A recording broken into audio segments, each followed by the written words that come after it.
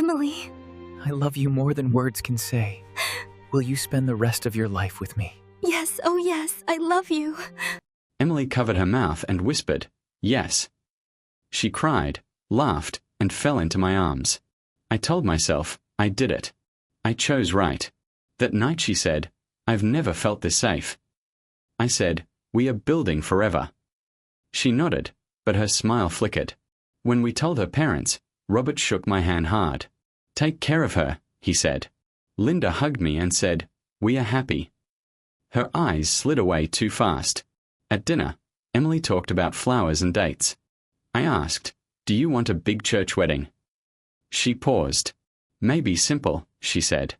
I asked, "Any old friends coming?" She said, "Most of them." "Not all." Later, I asked, "Is there anything I should know?" She laughed softly. "Why would there be?" I wanted to believe her. Robert asked, "Have you set a date?" I said, "Soon." Linda added, "Life moves quickly." The words felt sharp. In bed, I said, "I trust you." She said, "Of course." She turned away, and I told myself love meant silence sometimes. I stared at the ring on her finger and thought, this is peace. I didn't see the cracks. I chose not to. The next morning, I said, "We'll be happy." Emily said, "We will." I asked, "Promise?" She said, "Always." Robert called, "Dinner Sunday?" I said, "Yes, sir." Linda said, "Family matters." I laughed and said, "I'm family now."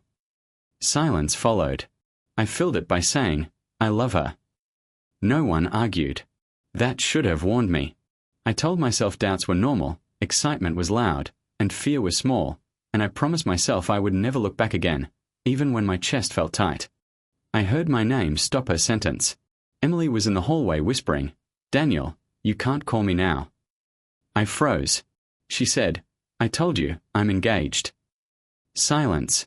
Then she sighed and said, "I know you're sick." When I stepped closer, she turned and said, "I'll call you back." She smiled too fast. I asked, "Who was that?" She said, "An old friend." I asked, "Daniel?" Her shoulders stiffened. She sat me down and said, "He's my ex." I said, "Why is he calling?" She said, "He's dying." The word landed like glass. She added, "He was important once." I said, "Is he still?" She said, "Not like that." I said, "Then why hide it?" She touched my hand and said, "I need you to understand." I said, "I'm trying." I hated how weak it sounded. She said, "I need to visit him." I said, "A hospital." She nodded. I said, "How often?" She said, "Sometimes." Later, I met Sarah. I said, "Did you know about Daniel?" She looked at the floor and said, "Emily loves you." I asked again. She said, "She's been through a lot." She wouldn't meet my eyes. That night I said, "Are you sure nothing's missing between us?" Emily said, "You're the one I chose." I said, "Then why does my chest feel wrong?" She said, "Fear before weddings is normal." I laughed and said, "So is honesty." She kissed me and said, "Trust me." I told myself sympathy was kindness, jealousy was ugly, and love meant patience. I repeated it every time she left for the hospital and came back smelling like antiseptic and secrets. I believed her, even while doubt quietly screamed. I found the photo by accident. Emily left her tablet open. I said, "Why are you in a hospital gown?" She went pale. I scrolled and saw rings, flowers, a priest. I asked, "Is this a joke?" She whispered, "It was his last wish." I said, "You married him." My voice shook. She cried and said, "He was dying." I said, "So am I, right now." She grabbed my arm and said, "It meant nothing." I said, "Then why does it hurt like everything?" Her parents rushed in. Robert said, "Son, calm down." I said, "You knew." Linda said, "Please understand." I asked, "Understand what?" Emily said, "I didn't want to lose you." I said, You already did. She sobbed, Don't cancel the wedding. I laughed and said, There is no wedding. Robert said, Be the bigger man. I said, Bigger than Betrayal. Linda said, He was dying. I said, So was our future. Emily said, I love you. I said, Love doesn't hide rings. She said, It was just paper. I said, Then why am I bleeding inside? Both families stared. I said, Listen carefully. My voice stopped shaking. This wedding is over. Emily screamed my name. I said, You chose already. Robert said, Think about the guests. I said, Think about my life. Linda cried. I said, You all watched this happen. I took off my ring and put it on the table. I said, Keep it. Emily whispered, Please. I said, No. The room felt smaller. I walked out knowing I lost more than a bride. I lost trust, family, and the future I defended while they lied. I didn't feel shame. I felt awake for the first time. Every step away felt heavy, but staying would have destroyed whatever dignity I had left inside me completely. I saw the test on the sink before she spoke. I said, What is that? Emily whispered, I'm pregnant. My head rang. I said, You married another man. She said, This is yours. I said, When? She said, Before everything broke. I counted weeks in my mind. I said, The math is wrong. She said, You're confused. I said, I'm not stupid. She cried and said, Please don't leave. I said, I already did. I called Sarah. I said, Tell me the truth. She said, Emily's scared. I said, Who's the father? Silence stretched. She said, I don't know. I said, You covered for her. She said, I tried to protect everyone. I said, You destroyed me. Emily said, I love you. I said, Love doesn't multiply lies. She said, I panicked. I said, You planned. She said, It just happened. I said, So did this ending. My thoughts spiraled. Every kiss felt fake. Every promise tasted rotten.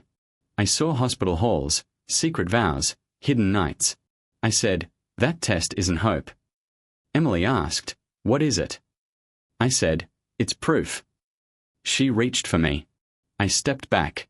I said, This baby isn't life to me. She gasped. I said, It's the lock on a door you burned. She cried my name. I didn't answer.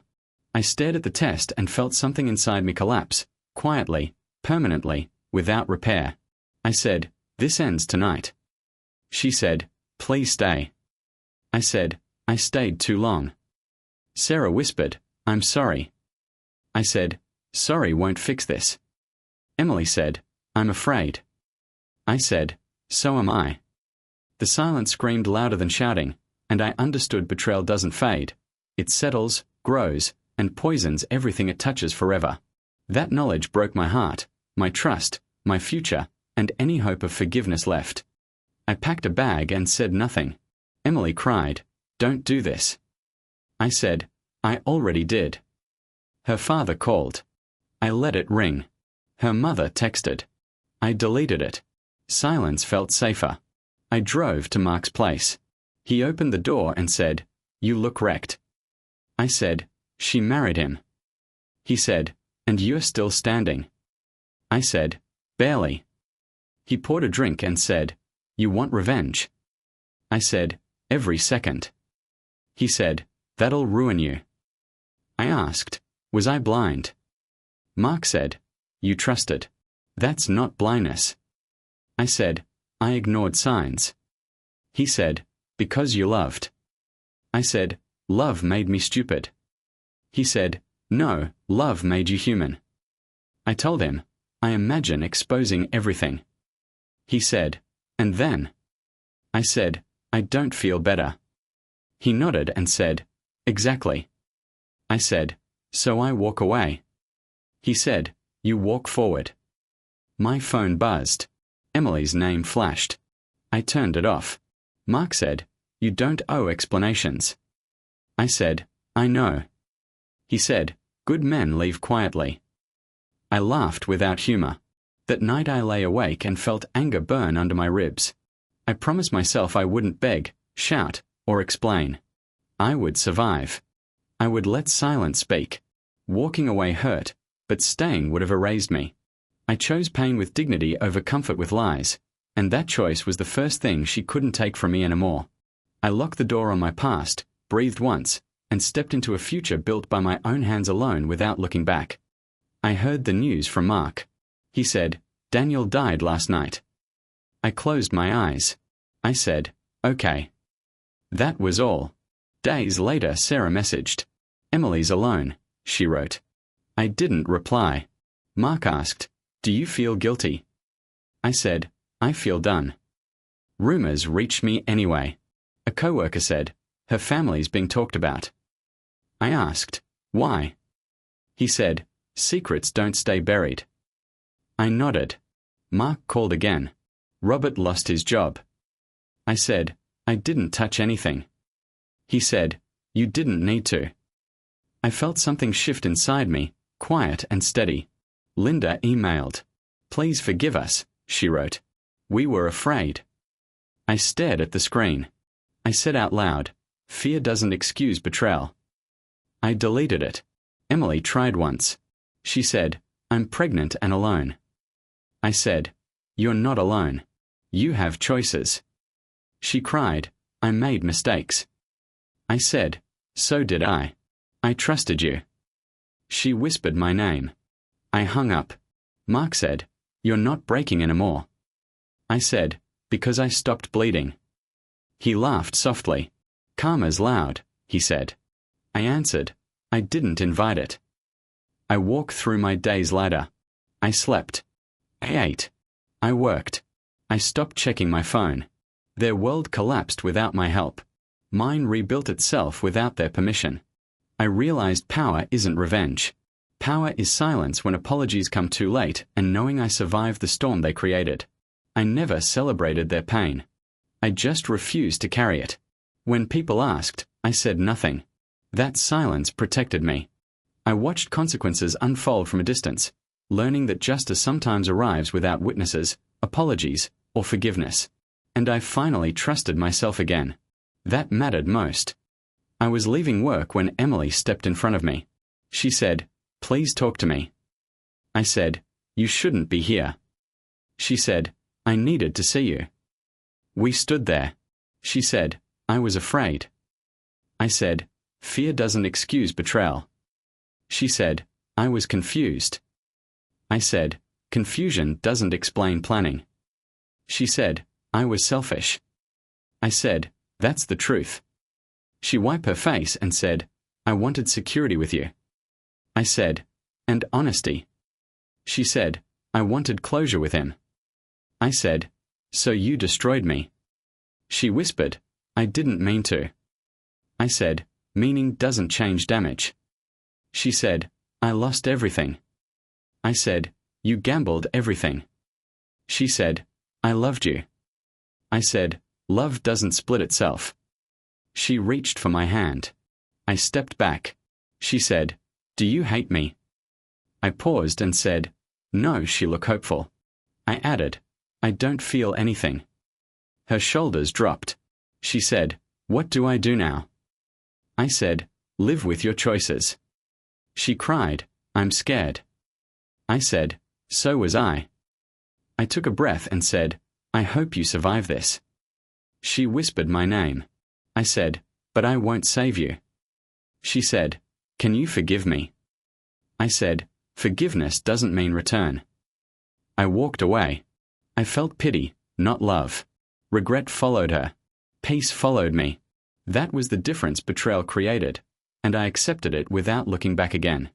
I knew closure wasn't reconciliation, and choosing myself finally ended the story I refused to relive ever again now. I started arriving early to work, not to escape home, but to breathe. Claire noticed. She said, you okay? I said, getting there. She said, want coffee? I said, sure. We sat quietly. She said, "You don't owe me details." I said, "Thank you." She nodded and said, "Sometimes silence heals faster." I felt seen without being exposed. Days passed. Claire said, "You look lighter." I said, "I stopped carrying things that weren't mine." She smiled. "That takes strength." I said, "It took pain first." I thought about revenge less. When it surfaced, I told myself, power isn't hurting back. Power is choosing peace. I said to Claire, "I don't want to be angry anymore." She said, "Then don't rent space to people who left." I rebuilt routines. Gym. Work. Sleep. Simple things. Honest things. I said, "I'm learning who I am without her." Claire said, "That's how you meet yourself." One evening she said, "You're not broken." I said, "I was cracked." She said, "Cracks let light in." I laughed and said, "I like that." I walk home steady. No rush. No ghosts chasing me. I realized healing wasn't dramatic. It was quiet choices repeated daily. I chose myself, not out of anger, but respect. That choice felt stronger than love ever did, and for the first time, my future felt open, mine, and real. I told myself growth meant patience, boundaries, and forgiveness for my past blindness, and I promised to protect my peace daily, even when loneliness whispered lies at night and tested my resolve without mercy. I stand in front of the mirror, looking at the man I've become. I say aloud, "I'm not who I was." The scars from betrayal aren't visible, but I feel them deep inside. I'm not bitter. I'm wiser. A friend asked, "Do you hate her?" I said, "No. Hate is a chain." They said, "So you forgive?" I said, "Forgiveness doesn't mean forgetting." Emily is a memory now, a shadow that no longer hurts. Sometimes I catch myself wanting to call her, to ask why. But I stop. I say, "Why waste time on what broke you?" Instead, I focus on my own path. I say, "I walk alone, but I'm whole." I remember the nights I cried, the moments I doubted myself. Now I say, those tears taught me strength. I don't carry revenge. It weighs too much.